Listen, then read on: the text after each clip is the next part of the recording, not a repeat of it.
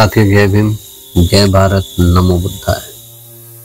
साथियों, आज मैं उस ब्राह्मण थीसिस चोर सर्वपल्ली राधाकृष्णन और मूल निवासी बहुजन राष्ट्रपिता ज्योतिराव फुले के बारे में बताऊंगा। साथियों, दोनों के एजुकेशन के लिए किए गए कार्यों के सामने रख रहा हूँ। फिर फैसला आप लोगों को ही करना है कौन शिक्षक दिवस का हकदार है। जन्मदिन राष्ट्रगुरु टीचर दिवस के रूप में मनाना चाहिए। ब्राह्मण जाति के सर्वपल्ली राधाकृष्णन के पैदा होने के 40 साल पहले से ही राष्ट्रपिता ज्योतिबा फुले ने आधुनिक भारत में एजुकेशन के फील्ड में क्रांति शुरू कर दी थी। राष्ट्रपिता ज्योतिबा फुले का जन्म 11 अप्रैल 1827 में हुआ और उन्होंने क्रांति की शुरुआत 1848 को ही कर दी, जबकि विदेशी यूरेशियन आर्य ब्राह्मण जाति का थीसिस चोर सर्वपल्ली राधाकृष्णन का जन्म 5 सितंबर 1888 को हुआ, मतलब फुले की क्रांति के 40 साल बाद। राष्ट्रपिता ज्योतिबा फुले ने 1848 से शुरू कर 4 साल के अंदर ही करीब 20 स्कूल खोल डाले, जबकि ब्राह्मण सर्वपल्ली ने एक भी स्कूल नहीं खोला।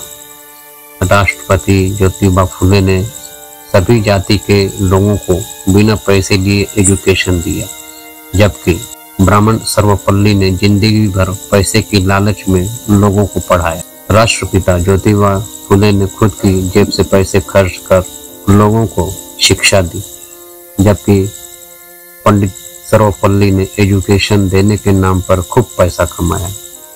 गांव देहातों में राष्ट्रपिता ज्योतिबा फुले ने 20 स्कूल खोले, जबकि पंडित सर्वपल्ली गांव में स्कूल खोलने तक गया ही नहीं।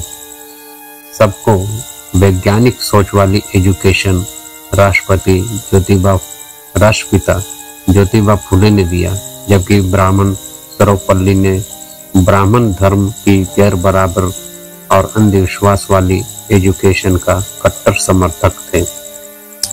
बाल विवाह का विरोध और विधवा विवाह को बढ़ावा दिया राष्ट्रपति ज्योतिबा फुले ने, जबकि पंडित सर्वपल्ली बाल विवाह का समर्थक था और विधवा विवाह का विरोधी।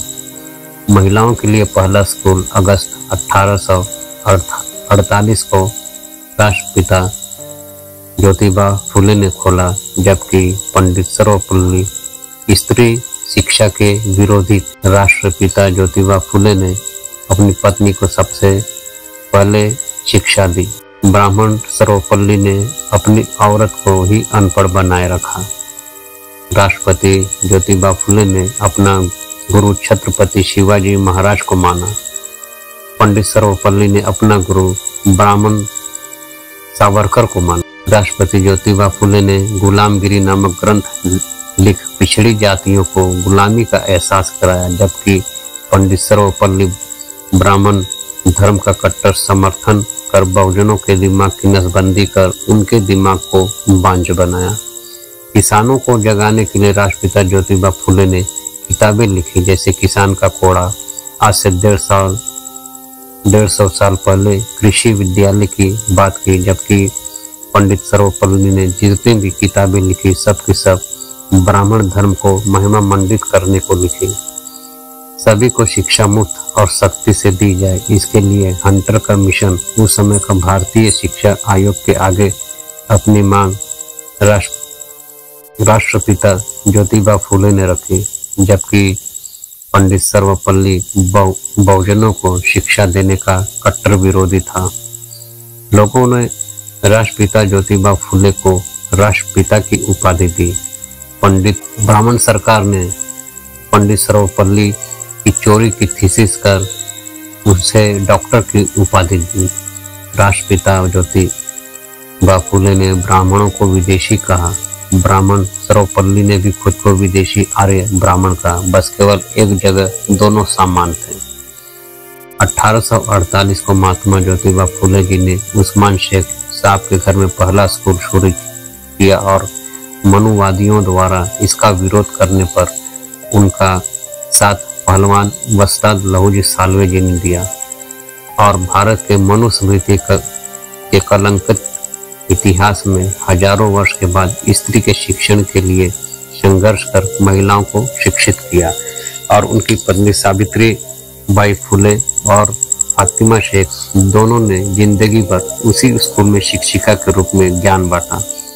ये भारत के असली महान लोग जिन्होंने सच में शिक्षा के अपने जीवन को समर्पित कर आने वाली पीढ़ी के उद्धार और प्रगति के लिए अनथक प्रयास किया और सच में शिक्षक दिन के असली हकदार बने। फिर डॉक्टर राधा कृष्ण सर्वपल्ली के नाम पर शिक्षक दिन कैसे, जिसने अपने ही स्टूडेंट के थीसिस को चुरा कर अपने नाम से प्रकाशित कर नाम कमाया। वैसे एक और बात, भारत के पहले शिक्षा मंत्री मौलाना अब्दुल कलाम आजाद थे। इसमें सच्चा इतिहास पढ़ें, सिर्फ घी खाने से दिमाग की बत्ती नहीं जलती। सच्चा इतिहास पढ़ने से जागरूकता आती है, वो इतिहास जो पूर्वजों ने सहा और मनुवादियों ने छुपाया और आज तक मानसिक गुलाम बनाए रखा। सोचिए और जागरूक होइए। जय भीम, जय भारत, जय संविधान।